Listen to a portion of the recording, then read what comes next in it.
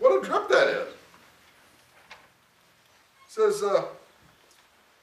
but when he saw the wind, when he looked away, he was afraid and beginning to sink, cried out, Lord, save me. You notice everything was fine until he took his eyes off the Lord? He was able to be in a miracle with the Lord. I mean, he was right in the middle of walking on the water. I mean, come on, we think, that couldn't happen. Well, the Bible said it happened, so it happened. And then this lesson is so amazing that when we decided to divert from what God said, bad things happened. And that's what happened to Peter.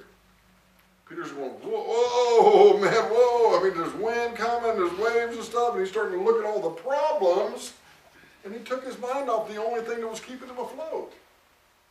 And we do that so much in our life now, man. We worry about all the stuff when, guys, we don't have the ability to overcome all this stuff. The world is just too messed up. We can't overcome that.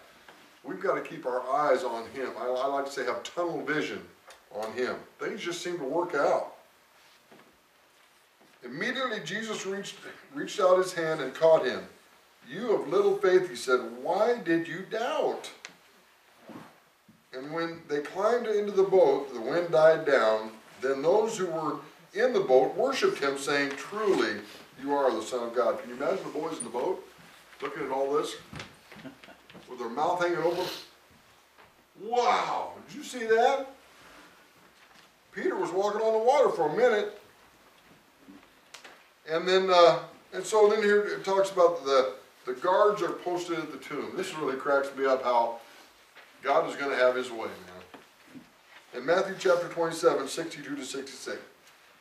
The next day, the one after preparation day, the chief priests and the Pharisees went to Pilate. Sir, they said, we remember that while he was still alive, that deceiver said, after 3 days I will rise again.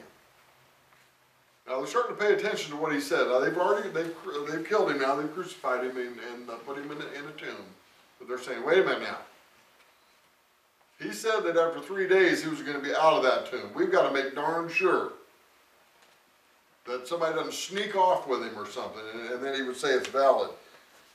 So give the order for the tomb to be made secure until the third day. Otherwise, his disciples may come and steal the body. Isn't that amazing how the world would come up with this?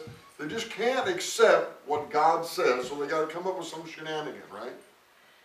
And tell the people that he has been raised from the dead. The last deception will be worse than the first. Take a guard, Pilate answered. Go make the tomb as secure as you know how. So they went out and made the tomb secure by putting a seal on the stone and posting a guard. Now that seems pretty darn secure, right? Well, if you remember, the disciples used to get thrown in jail a lot. And there was one time where there was a big jailbreak. Now there's been lots of jailbreaks over time. But this one, God just smoked him out of the cell. Guard still stands. Guard is still there. Thing is still locked and they ain't there. I'm telling you, man, if God wants you out of jail, you're getting out of jail. One way or another, you're going to get out of jail. God will have his way. So Jesus rises from the dead. This is so cool. Matthew 28, 1 to 7. After the Sabbath, that's another thing. The Christians argue about the stupidest stuff. What day is the Sabbath? Do you know there's people that will bet their life on a certain day, and others will bet it on when? Come on, man. Everybody's tripping about stuff that the Sabbath ain't going to get you to heaven. See what's happening? They take their eyes off of what keeps them afloat and put it on trivial stuff about the real meaning of Easter egg. Who gives a rip what people want to call it? Come on, guys. Let's not take our eyes off of the main thing. And that's the Lord Jesus and him crucified, because we've seen what happened to Peter when he took his eyes off of it. He sank, man. After the Sabbath at dawn on the first day of the week, Mary Magdalene the other Mary went to look at the tomb. There was a violent earthquake, for an angel of the Lord came down from heaven, and going to the tomb, rolled back the stone and sat on it. Some people, you got this thing in your mind about angels, or these little things with little wings, and they fly around, you know. Guys, these guys do business. They are about our Father's business. The angel, it didn't say he sent a legion of angels. One angel rolled back the stone and was kicking it on the stone. You know? And he says, what? What? I love this, man. I wish I could have seen that. His appearance was like lightning, and his clothes were white as snow. The guard were so afraid of him that they shook and became like dead men. They passed out. The angel said to the women, do not be afraid, for I know that you are looking for Jesus who was crucified. He's not here. He has risen just as he said. Come and see the place where he lay. Then go quickly and tell his disciples, he has risen from the dead and is going ahead of you into Galilee. There you will see him. Now I have told you, he completed his mission. God sent him to deliver this message. Isn't that cool?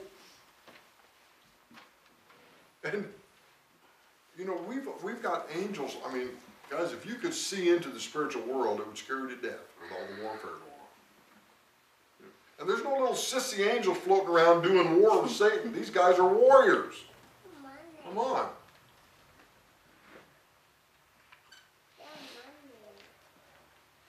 And so Jesus then appeared to the women in Matthew 28, 8 to 10. Because he said, remember he just said he was, Jesus is going ahead of you? So the women hurried away from the tomb. They're all excited because what Jesus said has become fact and true. He said, you know, you kill this thing and I'm going to raise it up in 3 days. And it came to pass. Just like every promise that God has given man will come to pass, or has. Women hurried away from the tomb, afraid yet filled with joy. Can you imagine? I mean, you just seen this dude like lightning? And ran to tell his disciples. Suddenly Jesus met them. Greetings, he said. They came to him, clasped his feet, and worshipped him. Then Jesus said to them, do not be afraid. Go and tell my brothers to go to Galilee. There they will see me. The religious leaders bribe the guard. They don't bribe the guards. There wasn't no weird things going on here. You know, they bribe. This is a typo. While the women were on their way, some of the guards went into the city and reported to the chief priests everything that had happened. Now, can you imagine? These guys are passed out, right? And now Jesus is gone, and these guys are scared to death because it was their job to guard him so that nobody would say that he has escaped. Well, the guy's gone, man. Jesus is gone.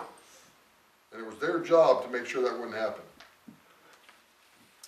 When the chief priests had met with the elders and devised a plan, they gave the soldiers a large sum of money, telling them, this is what you're now that this is like bribery and stuff going on now, right? We've got to figure out a way of making this right. You are to say his disciples came during the night and stole him away while we were sleeping. If this report gets to the governor, we will satisfy him and keep you out of trouble. So the soldiers took the money and did as they were instructed. And this story has been widely circulated among the Jews to this very day. Wow. Talk about a setup.